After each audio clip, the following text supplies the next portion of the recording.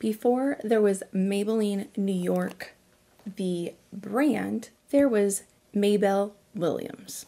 Now, what I found was two different stories on how Maybelline came about regarding Maybelle. This one I only found a couple of places, so I think the other one probably is more so, but I'll tell you both of them. So the first story that I found said in 1913, a young Chicago chemist, Thomas Williams, he had an older sister, Maybelle, and Maybelle was in love, but the man was in love with someone else. So she turned to makeup. She used petroleum jelly to enhance her natural lashes and eyebrows. And Thomas was watching her, or found out that she did that, and he came up with a better idea. He added carbon dust to the petroleum jelly, which darkened her lashes and brows even more dramatic. And then she went on to get the man. So that kind of seems like maybe more like a Hollywood story. This is the one that I found the most common when I was researching, so I'm thinking that this is probably more likely. That Maybelle Williams, she singed the hair off her eyebrows in a kitchen fire and lashes, and using the technique she had read about in photoplay, mixed ash from a burnt cork with coal dust and Vaseline, then applied it to the missing brows and lashes. And her brother, Tom Williams, took the idea and ran with it, producing a product, sans coal, commercially. So even though he came up with this idea for the mascara-like product, kind of spontaneously, it didn't really go anywhere until he partnered with Park Davis & Co. And they really got the ball, that partnership really got the ball rolling. That was a pharmaceutical company at the time. The team's first product was a lash brow line. And William got a office, which he called, I love this, Maybelle Laboratories, near his home in Chicago. He started to market the lash brow line in newspapers and sold the cosmetic exclusively through mail order. The next product he came up with was the Maybelline Cake Mascara. It too was only available through mail order, but it became so popular that women were asking for it to be available at their local stores. So in that time, it was like in the 1920s, so it was available in drugstores.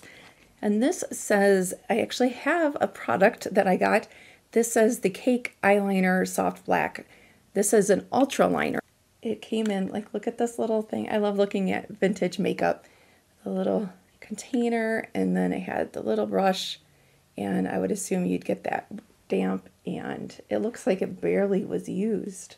Just the little brush fit right in there, and then it snapped. There's nothing on the back, and then you could just take this with you in your purse. In the 1920s, they helped create, the dramatic eye look for the flapper girls. They launched an eyebrow pencil, and then they followed it with colorful eyeshadows and liners. And they became the first ever cosmetic company to advertise on the radio.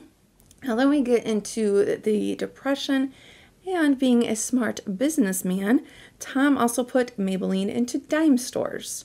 So instead of selling the original 75-cent cake mascara, which was in the drugstores, they came up with the 10-cent version, and that was coined the Depression size. So they had the first mini, maybe. And they were the first ones to do a mascara advertisement with a before and after picture. So they are credited with coming up with that. And another thing that they did differently was they were the first ones to put carded mascaras on a display. Before that, the mascaras were just, placed, they were just piled up. They weren't actually on a card. And we all know the catchphrase, maybe she's born with it, maybe it's Maybelline. That was not their first catchphrase though, so just proves if it doesn't work the first time, just keep on trying, and something hopefully will click. The first phrase from a 1918 advertisement said, beautiful eyelashes and eyebrows make beautiful eyes. Beautiful eyes make a beautiful face. Yes, that is 4 beautifuls in one sentence, and I feel like that is way too long to be a catchphrase, so probably why it didn't work. Maybe she's born with it, maybe it's Maybelline. It's much better. And how they came up with that is Williams believed that the quality of the makeup was as good as being born with it. So if you had good quality makeup that made you look good, it was like you were born looking that way. So he thought of that and kind of thought that way the whole time, but that slogan didn't really become the catchphrase until the 90s. And by the way, if you are just finding me, hello, my name is Staci. This is Staci Lee Beauty, and every other Friday I do the story of where I look at a brand history and their products. So if you like that kind of thing, then I hope that you will hit that subscribe button. I also do unboxings, fashion, skincare. Well, I'm adding more fashion in. But if you are returning, thank you so much for coming on back. And make sure you all stay until the end because there will be a montage of some vintage ads, which I don't know about you, but I love looking at them. And I feel like I could spend hours on Pinterest just looking at vintage advertising. Maybelline, I did not know this before researching, was actually headquartered in Chicago, which I live in Illinois. I've lived in Chicago, so I found that very interesting. On that building, they had an M over the door.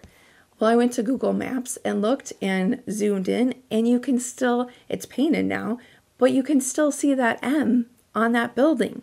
So if you didn't know, if you go to 500 North Ridge Avenue in Chicago, see that M on the building, that's because that was the Maybelline offices. Isn't that cool? Maybelline was incorporated in 1954, but the stocks were only divided among the family and the employees who had been loyal to Maybelline since the beginning. In the late 1950s, Helena Rubinstein, she had made the first automatic mascara. So in 1959, Maybelline, they launched their first automated mascara. It was also during this era that they began distributing overseas. So that's kind of crazy to think in 1959 they were already selling overseas. By 1964, Tom Williams, he was 70 then and was in failing health. So he began looking for a buyer for the company at that time. 3 years later, Plow, I don't know if that's how you say it, they bid $136 million and he accepted. So wow. Now that company, they promised to keep the Maybelline headquarters in Chicago.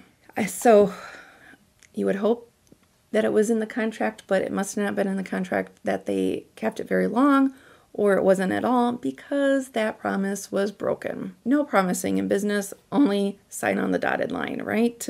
The headquarters were moved to Memphis, Tennessee, and manufacturing later began in Arkansas. Then in 1971, they launched a mascara that is now, I feel like, one of the most iconic mascaras, the Pink and Green Great Lash. Have you used this one? The formula is water-based, which now doesn't sound too unusual, but at the time, remember this was 1971, that was groundbreaking.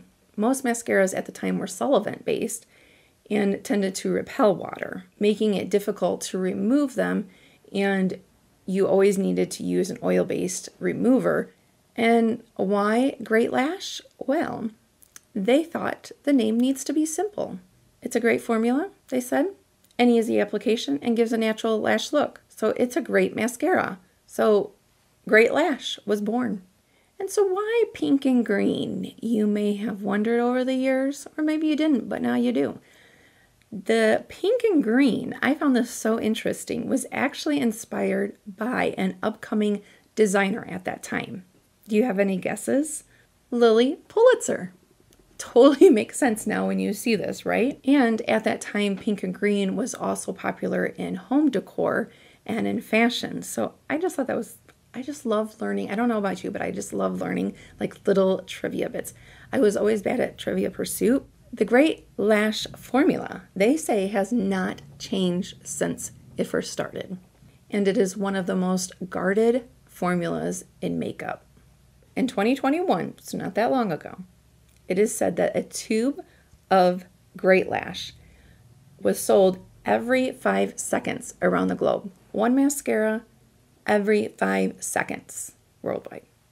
In 1990, Maybelline was acquired by Wasserten Perella and Company, which the New York Times described as a New York merchant bank. And later, L'Oreal purchased Maybelline in 1996. They are still the owners of it today. Maybelline, by the way, is not cruelty-free.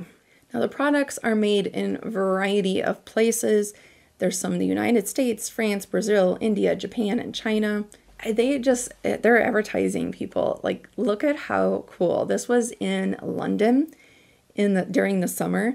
They put huge rubber lashes on a tube train, which is like their subway in the UK. And then a 3D mascara wand was sticking out. So then when the train rolled into the station, it was like the brush went onto the lashes. Isn't that cool? They do have a program that they've launched called Conscious Together. Set up some goals that they hope to achieve by the year 2030. And here's what they've done so far. Since 2018, they've replaced 600 tons of virgin plastic.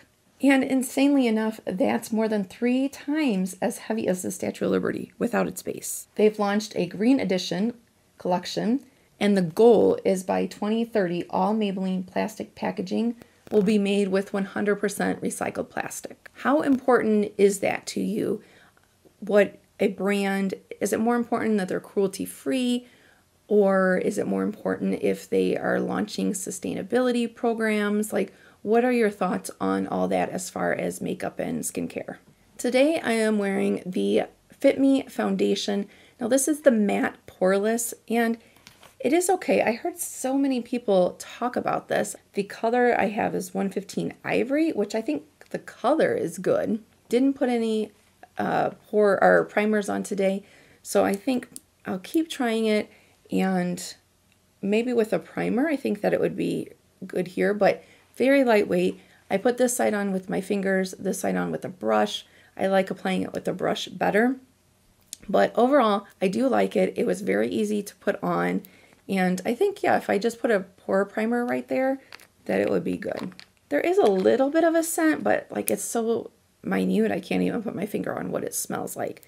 One thing to be aware of, though, when you are buying Maybelline products, do price comparisons. There is a big difference depending on where you buy the stuff. So for example, let's just take this. On Amazon, it usually runs $9.99. Right now it's on sale for $5.94, but it usually is $9.99. Ulta is $9.99. Walgreens is the most expensive. They are $10.99. Then Target is $7.49. And Walmart is usually $7.99, but it's on sale for $6.94. So that kind of surprised me. So without the sales, let's just do normal pricing. Target is the cheapest for this at $7.49, and Walgreens the most expensive at $10.99. So really, and I found that was pretty much the same with a lot of the products. They also have a Fit Me Tinted Moisturizer. So that's the Tinted Moisturizer. So you can see the foundation. That's the foundation, and that's the Tinted Moisturizer, both from the Fit Me collection. So you can see, I mean, obviously the color shades are different, but that there's much more coverage in the foundation, which is how it's supposed to be. Even though the Tinted Moisturizer, I always feel is better for dry skin, I feel like this one was a little bit more liquidy, so more hydration to it, if that makes sense. So that kind of surprised me on those. So let me put this on again. This is the Fit Me Tinted Moisturizer. The Dream BB Fresh. So this is a skin hydrating BB cream tinted moisturizer type. So the bottom one is the Fit Me Tinted Moisturizer. This one is the Dream BB Fresh. I think they're very, very close. The BB Fresh kind of dried down a little bit quicker. This one has more color options than this one, so that may help you decide, but I thought they were pretty similar. For lipsticks, I actually, when I was going to do this, I realized I did not have a lot of Maybelline products, probably because they're not cruelty-free, but this is one of the popular things, the Superstay Matte Ink. And look at how cute the packaging is. Doesn't that just make you smile? The selling point on this line is that it's scented to help with your mood. So there's different ones that you can get. I got the De-Stressor. It's what I'm wearing today. Very easy to apply. Yeah, it does. Usually I like glossy better than matte, but I actually don't mind this one. I think it looks nice. And I like the color. There is a scent, and it doesn't make me smile. It doesn't describe the scent, but it's kind of smells like candy. It's like a sweet scent. I like it. It's, I feel like, pretty long wearing. Let's see if it comes off on a straw. Yeah, see, it doesn't even come off that much on a straw. So that's good. And yeah, it doesn't transfer. So good on that. So I do really like that. What I have on my eyes today is their Color Tattoo Matte 24-Hour Eye Stick. This I really like. So easy to apply. I tried it with a brush, as you'll see, and that is great if you just want to wash a color, but definitely if you want the most color, just apply it directly to your eyes. I like that there's a sharpener at the end of it, so like that one. They had quite a few different colors, but I just thought that this was a good color to really pop. I did end up picking up their Instant Age Rewind. I've had one of these before and used it all up, so I knew I liked it, but I wanted to compare it. This is the concealer in shade 100 Ivory is on this eye, and then this is 160 and the brightener on this eye. So I'd love to know, do you see a difference under my eyes between these two? Is the one side brighter, or do you notice a difference?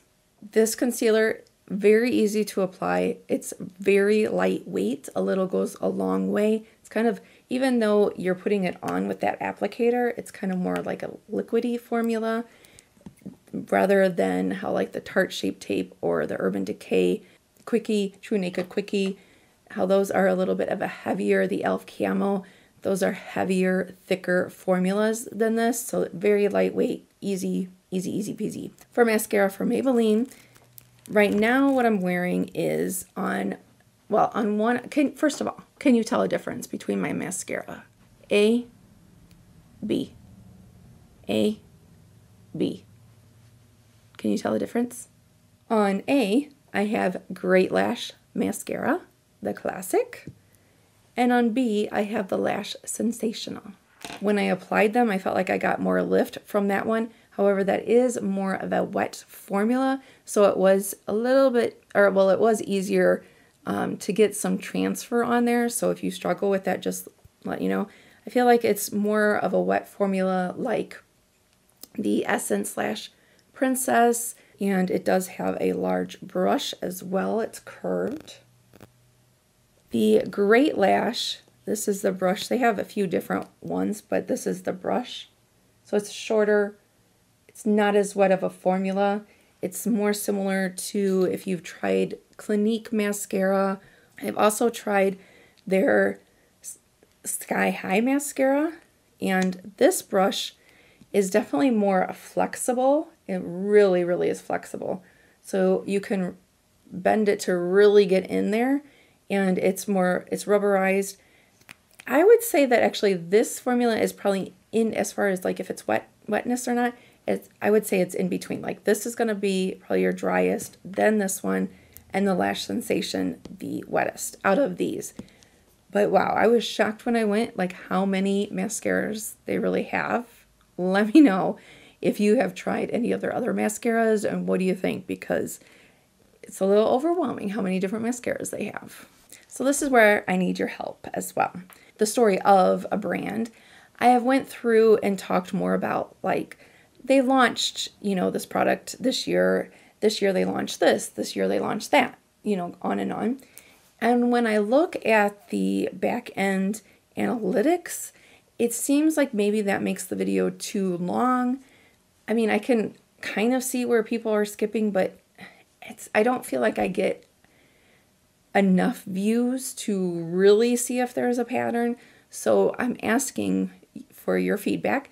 Do you like it more if I go through and it's like, okay, they launched the red eyebrow pencil on this date or this year. They launched the Instant Age Rewind this year. Like, do you like to see that, or is it more like this video where it's just kind of a recap of how the brand came to be and talking a little bit about the products?